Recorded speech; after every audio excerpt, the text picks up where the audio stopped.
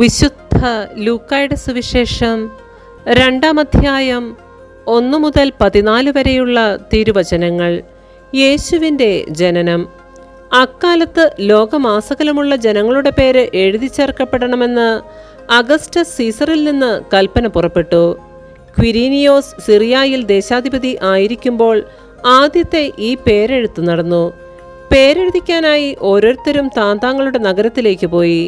Joseph ദാവീദിന്റെ കുടുംബത്തിലും വംശത്തിലും പെട്ടവനായിരുന്നതിനാൽ പേരെഴുതിക്കാനായി ഗലീലയിലെ പട്ടണമായ നസ്രത്തിൽ നിന്ന് യൂദയായിൽ ദാവീദിന്റെ പട്ടണമായ ബെത്ലഹേമിലേക്ക് ഗർഭിണിയായ ഭാര്യ മറിയത്തോടു കൂടെ പോയി. അവിടെയായിരിക്കുമ്പോൾ അവൾക്ക് പ്രസവ സമയമെടുത്തു. അവൾ തൻ്റെ കടിഞ്ഞൂൽ പുത്രനെ പ്രസവിച്ചു. അവനെ പിള്ളക്കച്ച കൊണ്ട് പൊതിഞ്ഞ് പുൽത്തൊട്ടിയിൽ കിടത്തി. കാരണം സത്രത്തിൽ അവർക്ക് സ്ഥലം ലഭിച്ചില്ല. ആ പ്രദേശത്തെ വയലുകളിൽ ആടുകളെ രാത്രി കാത്തുകൊണ്ടിരുന്ന ഇടയന്മാർ ഉണ്ടായിരുന്നു. കർത്താവിൻ്റെ ദൂതൻ അവരുടെ അടുത്തെത്തി.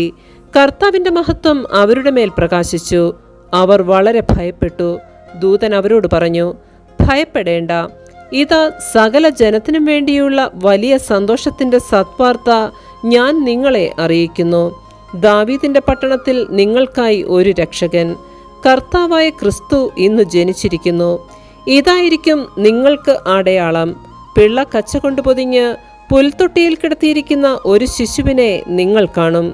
പെട്ടെന്ന് സ്വർഗീയ സൈന്യത്തിൻ്റെ ഒരു വ്യൂഹം ആ ദൂതനോട് കൂടെ പ്രത്യക്ഷപ്പെട്ട് ദൈവത്തെ സ്തുതിച്ചുകൊണ്ട് പറഞ്ഞു, അത്യുന്നതങ്ങളിൽ ദൈവത്തിന് മഹത്വം, ഭൂമിയിൽ ദൈവകൃപ ലഭിച്ചവർക്ക് സമാധാനം. നമ്മുടെ കർത്താവായ മിശിഹായ്ക്ക് സ്തുതി.